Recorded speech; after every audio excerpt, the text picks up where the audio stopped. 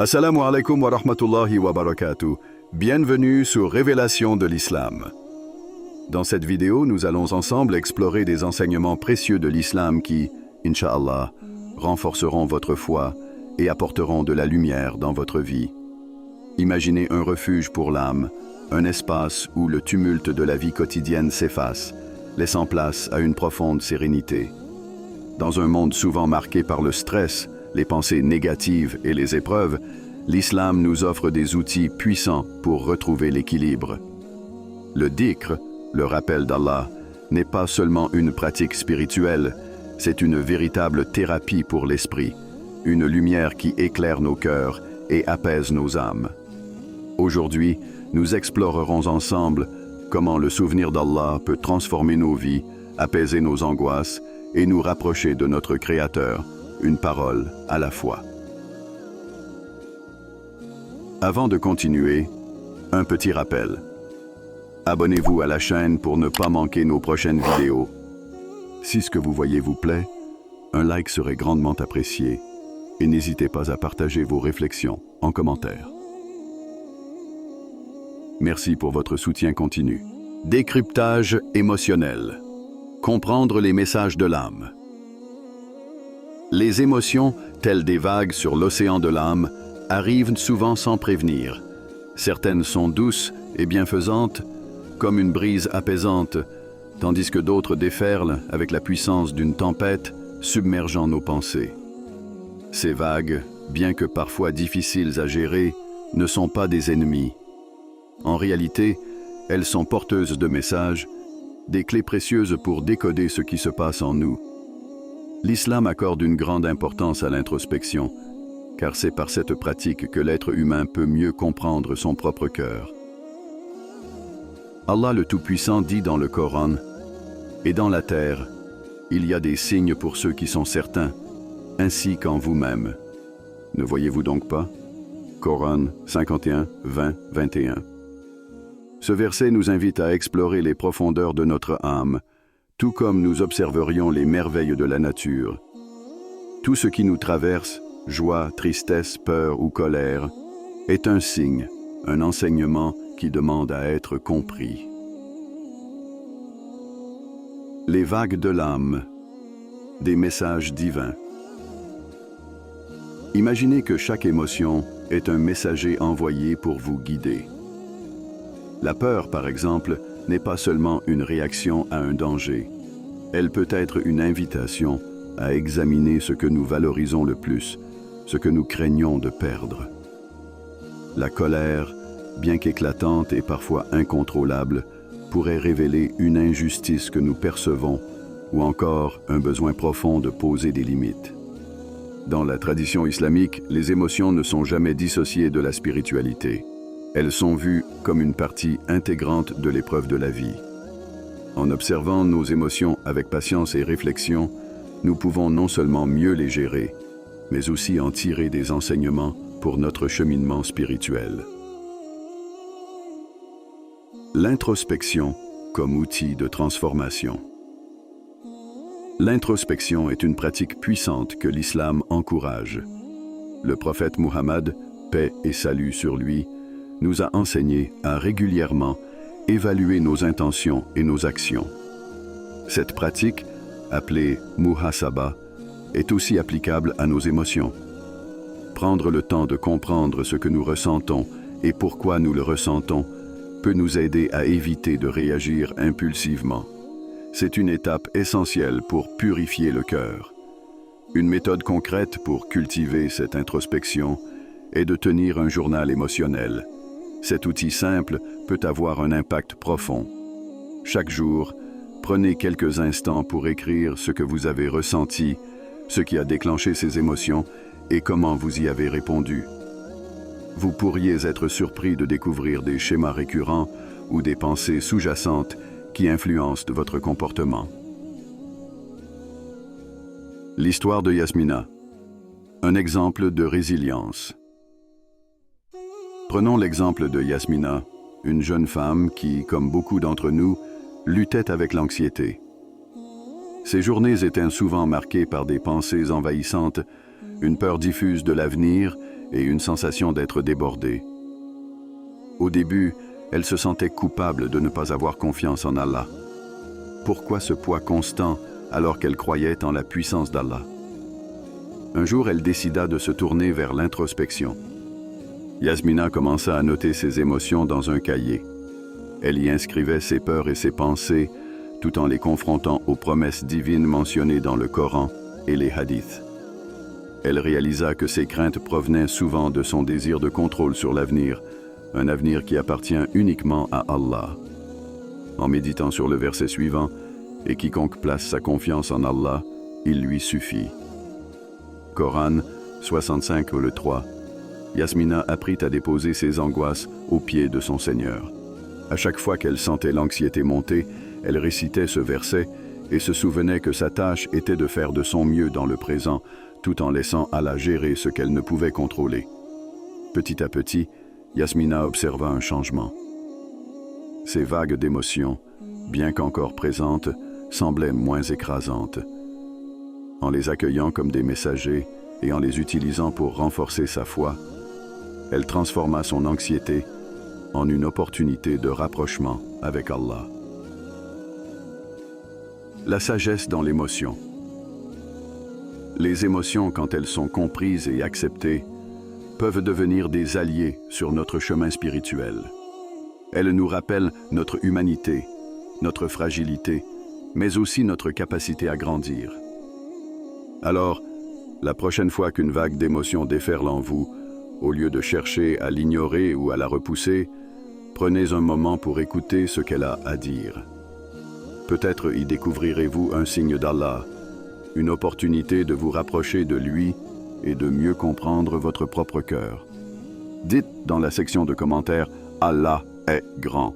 Maîtrisez la colère. Transformez une étincelle en lumière. La colère, telle une flamme vive, peut réchauffer ou brûler, illuminer ou détruire. Si elle n'est pas maîtrisée, elle devient une force dévastatrice, capable de briser des relations, de ternir des cœurs et de compromettre la foi. Pourtant, cette émotion, bien que dangereuse, peut être transformée en une opportunité de croissance intérieure et spirituelle. L'islam offre des enseignements précieux pour dompter cette force et en tirer des bienfaits. La nature de la colère. Entre contrôle et chaos. La colère n'est pas en soi mauvaise. Elle est une réaction naturelle face à une injustice, un danger ou une frustration. Cependant, lorsqu'elle n'est pas maîtrisée, elle peut aveugler le cœur et la raison. Le prophète Muhammad, paix et salut sur lui, a dit « Le fort n'est pas celui qui domine les autres dans un combat, mais celui qui se maîtrise lorsqu'il est en colère. » Rapporté par Al-Bukhari et Muslim. Ce hadith illustre la vraie force, celle de l'âme qui contrôle ses impulsions, même dans les moments de grande agitation. L'islam ne nous demande pas de supprimer la colère, mais plutôt de l'apprivoiser et de l'utiliser à bon escient.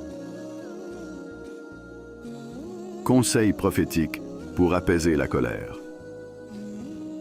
Face à la colère, le prophète, paix et salut sur lui, nous a laissé des conseils simples mais puissants pour la désamorcer avant qu'elle ne prenne le dessus.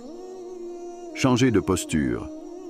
Le prophète, paix et salut sur lui, a dit « Si l'un de vous se met en colère alors qu'il est debout, qu'il s'assoie. Si la colère ne passe pas, qu'il se couche. »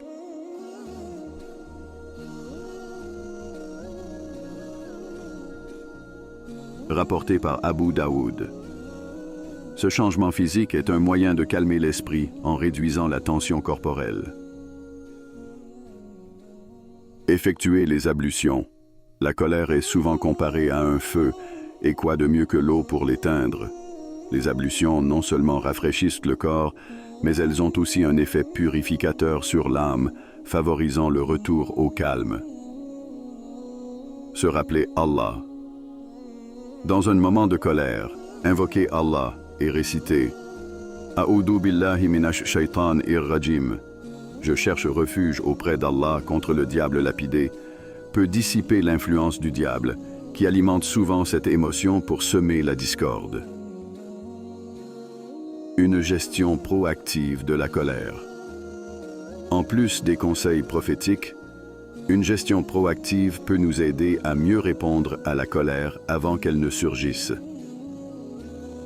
Respirez profondément. Une respiration lente et profonde peut réduire l'intensité émotionnelle et donner à l'esprit le temps de réfléchir. Identifiez les déclencheurs.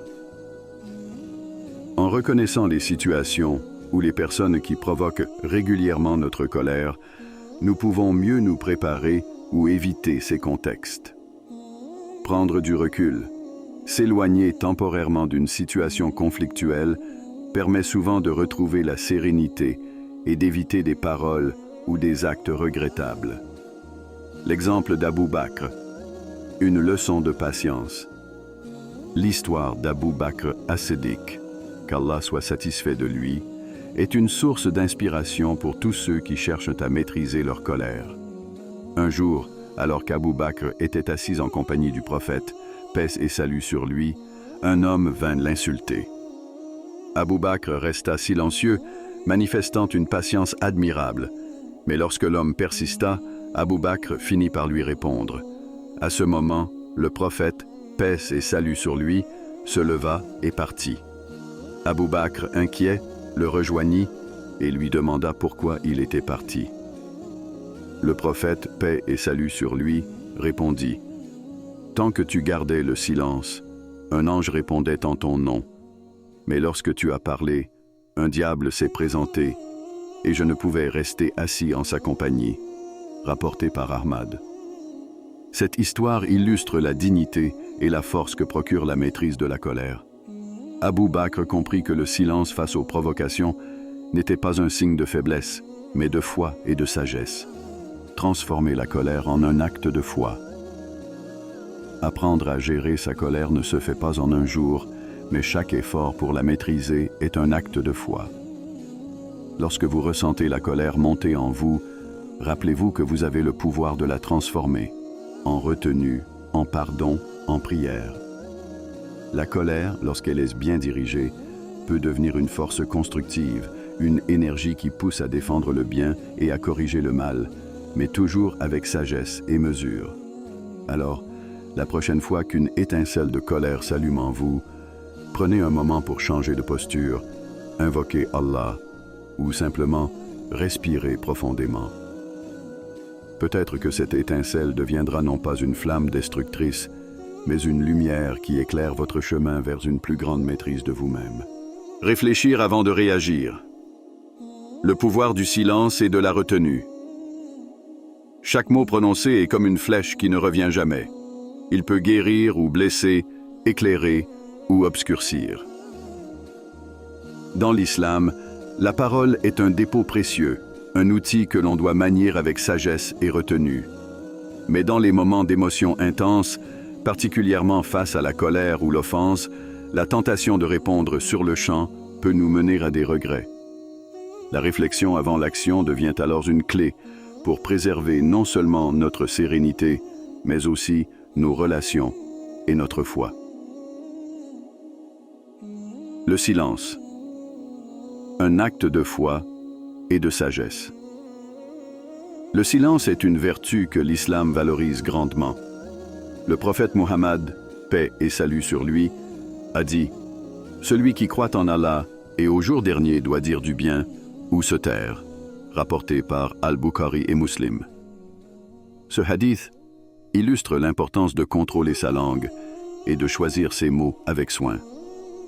Parfois, le silence est plus éloquent qu'un discours.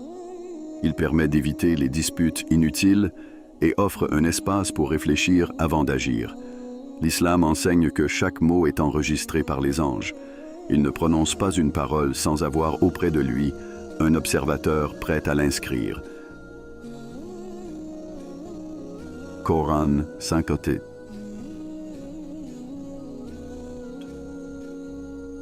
Ces paroles et ces silences façonnent non seulement notre destinée, mais aussi notre cœur. En s'abstenant de réagir impulsivement, on cultive une paix intérieure et une discipline qui reflètent la foi en Allah. La règle des 10 secondes. Un outil pratique. Dans les situations tendues, une simple règle peut changer la donne. Attendez 10 secondes avant de répondre. Ces secondes, bien que brèves, suffisent souvent à calmer une émotion intense, à réorienter une pensée négative et à éviter une réaction que l'on pourrait regretter. Comment appliquer cette règle? Respirez profondément. Prenez une grande inspiration, puis expirez lentement. Cela réduit l'intensité émotionnelle. Tournez votre cœur vers Allah. Dites intérieurement « A'udhu billahi minash shaitanir rajim » pour chercher refuge contre le diable, souvent à l'origine de nos réactions impulsives. Posez-vous une question simple. Ce que je m'apprête à dire ou faire me rapprochera-t-il d'Allah? Si la réponse est non, choisissez le silence. Cette habitude, bien qu'apparemment simple, demande de la pratique et de la patience. Mais elle est un outil puissant pour maintenir la sérénité et la clarté d'esprit. L'enseignement prophétique sur la maîtrise de soi. Le prophète Muhammad, paix et salut sur lui, nous a enseigné des leçons précieuses pour éviter les réactions impulsives. Un jour, un homme vint à lui et demanda « Donne-moi un conseil ».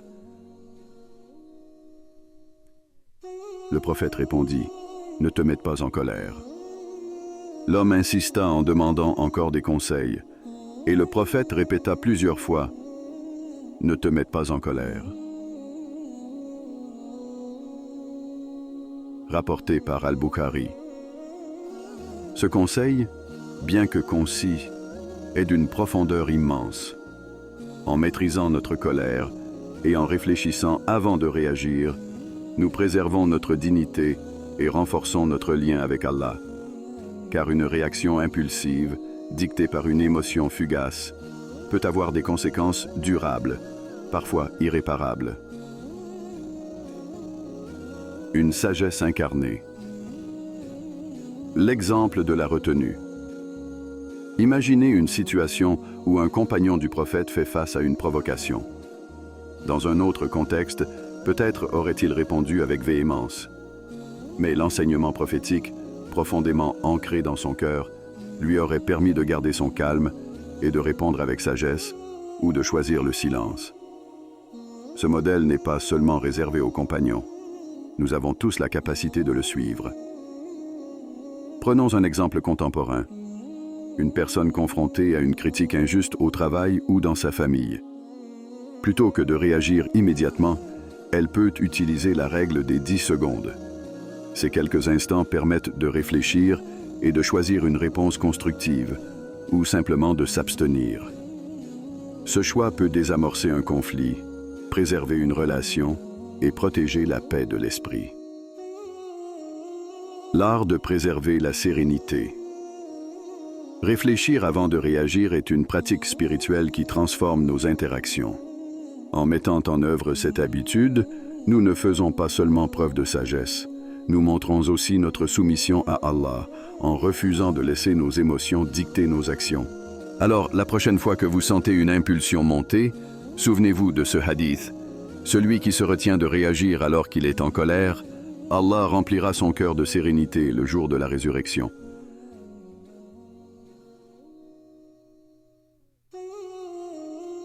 Rapporté par Ibn Majah. Ces moments de retenue, même difficiles, sont une forme d'adoration, un rappel que la patience et la réflexion sont des clés pour atteindre la satisfaction d'Allah. Face à une parole ou une situation qui pourrait vous ébranler, choisissez le silence. Prenez une respiration. Comptez jusqu'à 10 et laissez la sagesse de l'islam guider votre réponse ou votre silence. Vous constaterez que ce choix, bien qu'apparemment simple, porte en lui la lumière de la foi et de la paix. Avant de continuer, un petit rappel. Abonnez-vous à la chaîne pour ne pas manquer nos prochaines vidéos. Si ce que vous voyez vous plaît, un like serait grandement apprécié et n'hésitez pas à partager vos réflexions en commentaire. Merci pour votre soutien continu. Le dhikr, apaiser l'esprit par le souvenir d'Allah. Dans un monde où les cœurs sont souvent envahis par le tumulte des préoccupations et les pensées négatives, le dhikr, le souvenir d'Allah, se présente comme une oasis de paix et de sérénité. Cette pratique, profondément ancrée dans la tradition islamique, est une source inestimable de réconfort pour l'âme. Allah nous rappelle dans le Coran, « Certes, c'est dans le rappel d'Allah que les cœurs trouvent la quiétude. » Coran 13, 28. Ce verset, d'une beauté apaisante, nous enseigne que, malgré les épreuves, le stress et les tensions de la vie, une véritable tranquillité réside dans le lien que nous entretenons avec notre Créateur. Le dhikr, une thérapie pour l'âme. Le dhikr n'est pas seulement un acte d'adoration, c'est aussi une pratique thérapeutique pour l'esprit. Lorsque l'anxiété, le stress ou les pensées négatives nous submergent, le souvenir d'Allah devient une ancre qui stabilise notre cœur. Le prophète Muhammad, paix et salut sur lui, a dit « Le plus grand bienfait qu'un serviteur peut obtenir est un cœur qui se souvient d'Allah. »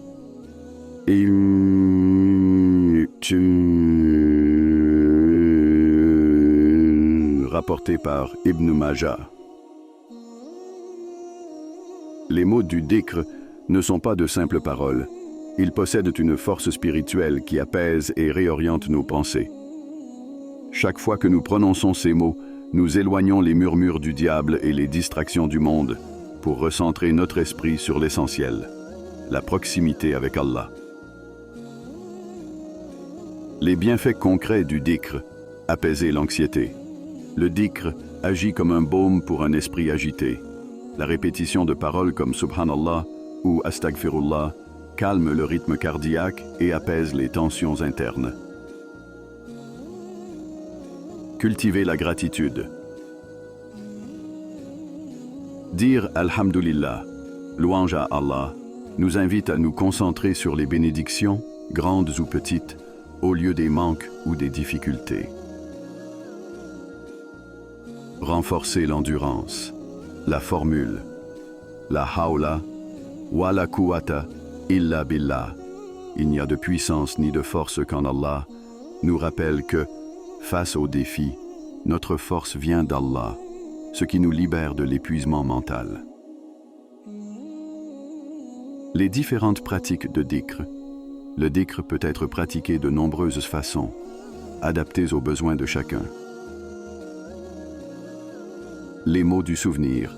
Alhamdulillah. Chaque fois que vous ressentez une bénédiction ou une reconnaissance envers Allah, prononcez ces mots. Ils cultivent un état d'esprit positif et reconnaissant. Subhanallah, une louange pour contempler la grandeur et la perfection d'Allah dans tout ce qui nous entoure. Astaghfirullah, une demande de pardon qui soulage le cœur des remords et renouvelle l'espoir dans la miséricorde divine. Les invocations personnelles. Lorsque vous vous sentez submergé par les pensées négatives ou le stress, invoquez Allah par des paroles qui reflètent votre cœur. Cela peut être aussi simple que de dire « Oh Allah, accorde-moi la paix dans mon cœur ».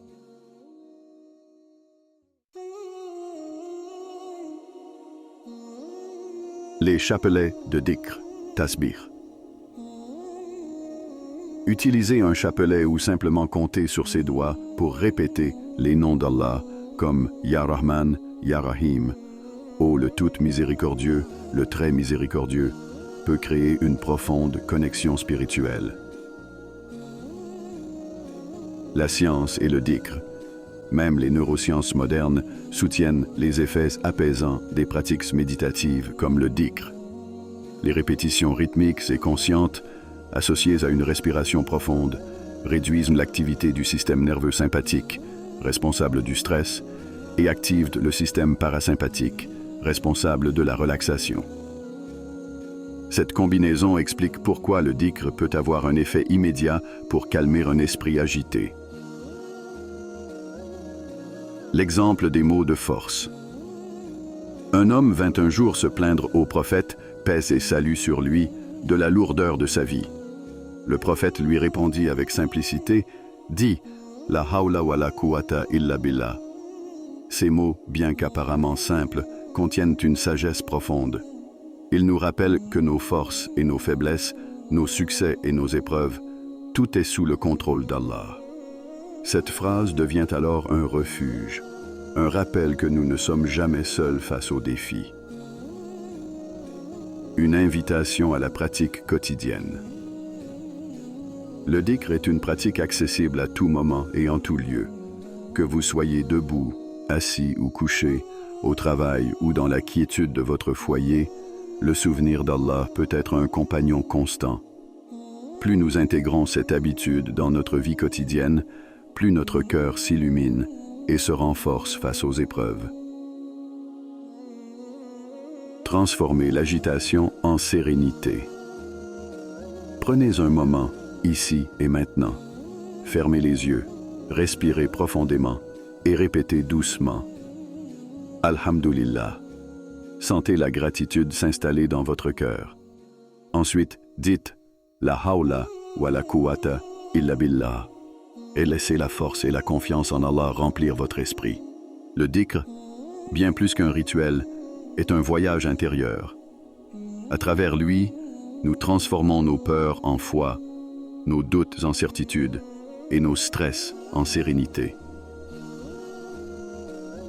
C'est une invitation divine à trouver, dans chaque instant, la lumière d'Allah et la paix qu'elle apporte. Le dhikr est bien plus qu'un acte de dévotion. C'est un chemin vers la paix intérieure, une invitation à nous recentrer sur l'essentiel, à travers des mots simples comme « Alhamdulillah » ou « La hawla wa la quwwata illa billah », nous pouvons cultiver la gratitude, renouveler notre force et repousser les pensées négatives. Que cette pratique devienne pour nous une ancre dans les tempêtes de la vie, un rappel constant que la vraie quiétude réside dans le lien avec Allah. Alors, commençons dès aujourd'hui. Rappelons-nous, invoquons-le et laissons nos cœurs s'apaiser dans sa lumière. Avant de terminer, si cette vidéo vous a été utile et que vous souhaitez continuer à apprendre et grandir dans la foi, n'oubliez pas de vous abonner à Révélation de l'Islam et d'activer la cloche pour recevoir toutes nos nouvelles vidéos.